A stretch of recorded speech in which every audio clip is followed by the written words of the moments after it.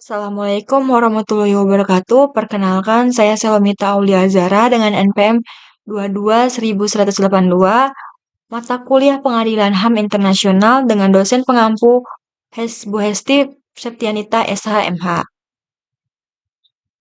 Di sini saya akan menjelaskan mengenai konvensi genosida. Yang pertama ada sejarah. Perumus resolusi konvensi genosida adalah seorang pengacara Yahudi Polandia bernama Raphael Lemkin yang pernah menjadi korban genosida selama Perang Dunia Kedua. Kata genosida sendiri pertama kali digunakan dalam dokumen tertulis pada dakwaan kepada pimpinan Nazi atas kejahatan terhadap kemanusiaan pada tahun 1945 di Nuremberg, Jerman. Pembentukan konvensi ini merupakan respon terhadap kekejaman yang terjadi selama Perang Dunia Kedua, terutama Holocaust, di mana jutaan orang Yahudi dan kelompok etnis minoritas lainnya dibunuh secara sistematis oleh rezim Nazi. Resolusi konvensi genosida sempat disuarakan dalam Konvensi Perdamaian Paris pada 1945, namun tidak berhasil diadopsi menjadi kekuatan hukum internasional yang sah.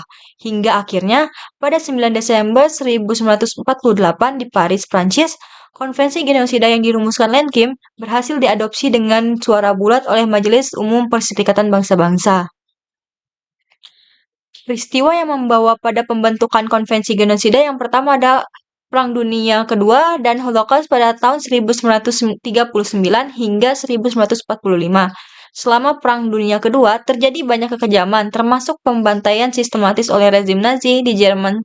Sekitar 6 juta orang Yahudi dan kelompok etnis minoritas lainnya menjadi korban kekejaman ini.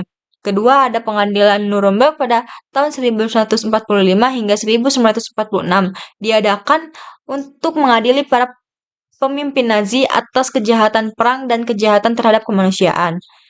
Lalu ada deklarasi PBB tentang kejahatan perang tahun 1946. Majelis Umum PBB mengeluarkan deklarasi tentang kejahatan perang dan kejahatan terhadap kemanusiaan yang menetapkan prinsip-prinsip hukum internasional terkait dengan kejahatan tersebut.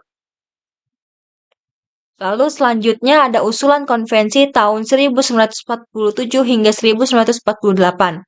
Usulan untuk menyusun konvensi mengenai genosida diajukan Majelis Umum PBB pada tahun 1947. Proses ini menjadi fokus utama diskusi pada tahun 1948, di mana berbagai negara berpartisipasi dalam merumuskan definisi dan ketentuan hukum terkait genosida. Ada juga adopsi konvensi pada 9 Desember 1948. Konvensi genosida diadopsi secara aklamasi oleh Majelis Umum PBB sebagai bentuk resolusi 260 dengan tujuan untuk mencegah terulangnya genosida di masa depan dan menghukum pelakunya. Keberlakuan konvensi genosida. Konvensi tentang penghindaran dan hukum kejahatan genosida diadopsi oleh Majelis Umum Perserikatan Bangsa-Bangsa pada 9 Desember 1948 sebagai resolusi Majelis Umum 260. Konvensi ini mulai berlaku pada 12 Januari 1951. Negara-negara pihaknya yaitu pada awalnya ada 39 negara yang menandatangani konvensi genosida hingga akhirnya resmi diberlakukan pada 12 Januari 1951. Hingga kini, konvensi genosida sudah ditandatangani oleh 145 negara di dunia. Konvensi genosida telah diratifikasi dan disetujui oleh 153 negara hingga April 2022 termasuk Zambia. Sebanyak 41 negara anggota Perserikatan Bangsa-Bangsa lainnya belum melakukannya, termasuk 18 negara Afrika, 17 negara Asia, dan 6 negara Amerika. Konvensi genosida terdapat 19 pasal. Pasal pertama menegaskan bahwa genosida baik dalam masa perang maupun damai adalah kejahatan internasional yang harus dicegah dan dihukum oleh semua negara. Di pasal kedua, mendefinisikan genosida sebagai tindakan yang dilakukan dengan maksud untuk menghancurkan baik secara keseluruhan maupun sebagian suatu kelompok nasional, etnis, ras, atau agama. Di pasal ketiga, menegaskan bahwa tindakan berikut dapat dihukum yaitu genosida, persekongkolan untuk melakukan genosida, penghasutan untuk melakukan genosida, percobaan melakukan genosida, dan komplisitas dalam genosida. Di pasal 4, menegaskan bahwa individu yang melakukan genosida atau tindakan lain yang tercantum dalam pasal 3 akan dihukum tanpa memandang status mereka sebagai pejabat publik atau individu swasta. Di pasal 5, mengharuskan negara-negara pihak untuk mengadopsi undang-undang domestik yang diperlukan untuk melaksanakan ketentuan konvensi dan memberikan sanksi efektif bagi pelaku genosida. Di pasal ke-6, menetapkan bahwa orang-orang yang didakwa melakukan genosida akan diadili oleh pengadilan yang kompeten di negara tempat kejahatan dilakukan atau oleh pengadilan internasional jika negara tersebut menerima yurisdiksi. Di pasal 7, menegaskan bahwa genosida dan tindakan lain yang tercantum dalam pasal 3 tidak dapat dianggap sebagai kejahatan politik untuk tujuan ekstradisi. Negara-negara pihak berkomitmen untuk memberikan ekstradisi sesuai dengan hukum dan perjanjian yang berlaku. Di pasal 8, itu memberikan hak kepada setiap negara pihak untuk meminta PBB mengambil tindakan pencegahan terhadap genosida sesuai dengan piagam PBB. Di pasal 9, mengatur bahwa sengketa antara negara-negara pihak mengenai interpretasi atau pelaksanaan konvensi ini dapat diajukan ke Mahkamah Internasional atas permintaan salah satu pihaknya.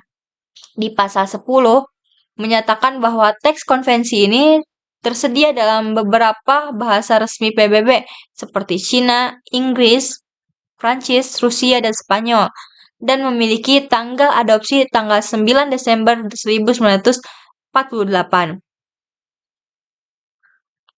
Di pasal 11, menetapkan prosedur penandatanganan dan ratifikasi konvensi oleh negara-negara anggota PBB dan negara non-anggota hingga 30 Desember 1949.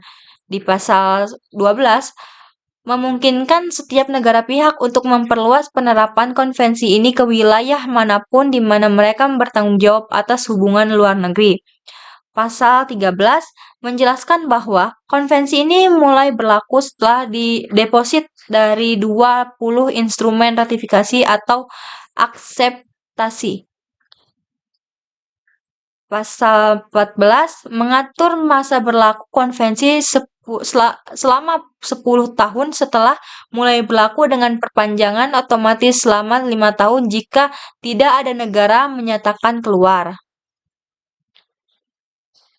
Pasal 15 menetapkan bahwa jika jumlah negara pihak menjadi kurang dari 16 akibat pengunduran diri, konvensi akan berhenti berlaku. Pasal 16 memberikan hak kepada negara pihak untuk meminta revisi konvensi kapan saja melalui pemberitahuan kepada Sekretaris Jenderal PBB. Di pasal 17 menetapkan kewajiban Sekretaris Jenderal PBB untuk memberitahukan semua anggota tentang penandatanganan, ratifikasi, akseptasi, dan perubahan status lain terkait konvensi ini. Pasal 18 menentukan bahwa salinan hasil konvensi akan disimpan di arsip PBB dan salinan bersertifikat akan diberikan kepada semua anggota PBB serta negara non-anggota terkait. Di pasal 19, yaitu mengatur pendaftaran konvensi oleh Sekretaris Jenderal PBB yang pada tanggal mulai berlakunya konvensi genosida merupakan instrumen penting dalam hukum internasional yang bertujuan untuk mencegah dan menghukum kejahatan berat terhadap kemanusiaan. Dan yang terakhir ada analisis saya terkait situasi global dan konvensi genosida ini. Situasi global saat ini sedang dihadapi berbagai tantangan yang kompleks dan saling berhubungan, mulai dari perubahan iklim, ketidaksetaraan sosial, pandemi global, dan konflik geopolitik. Kondisi seperti ini dapat menciptakan suasana yang mendukung munculnya kebencian, diskriminasi, dan kekerasan. Peningkatan sentimen radikal dan ekstremis dapat memicu Selanjutnya yang terakhir ada analisis saya mengenai situasi global dan konvensi genosida ini. Situasi global saat ini sedang dihadapi dengan berbagai tantangan yang kompleks dan saling berhubungan. mulai dari perubahan iklim, ketidaksetaraan sosial, pandemi global, dan konflik geopolitik. Kondisi seperti ini dapat menciptakan suasana yang mendukung munculnya kebencian, diskriminasi, dan kekerasan. Peningkatan sentimen radikal dan ekstremis dapat memicu kebencian terhadap kelompok minoritas dan menjadikan alasan untuk melakukan tindakan kekerasan. Dinamika global yang semakin rumit ini juga memengaruhi penerapan dan efektivitas konvensi genosida. Konvensi tersebut mendefinisikan genosida sebagai tindakan yang bertujuan untuk menghancurkan suatu kelompok dengan identitas nasional, etnis, ras, atau agama tertentu baik secara keseluruhan maupun sebagian.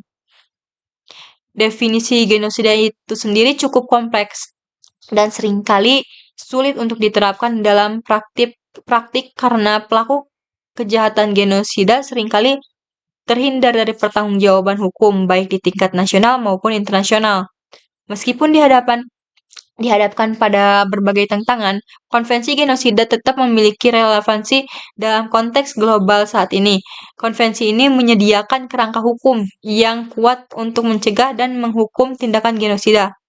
Selain itu, konvensi ini juga telah menginspirasi pembentukan berbagai mekanisme hukum internasional seperti Mahkamah Pidana Internasional atau ICC yang juga memiliki yurisdiksi atas kejahatan genosida.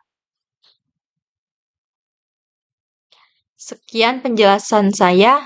Wassalamualaikum warahmatullahi wabarakatuh.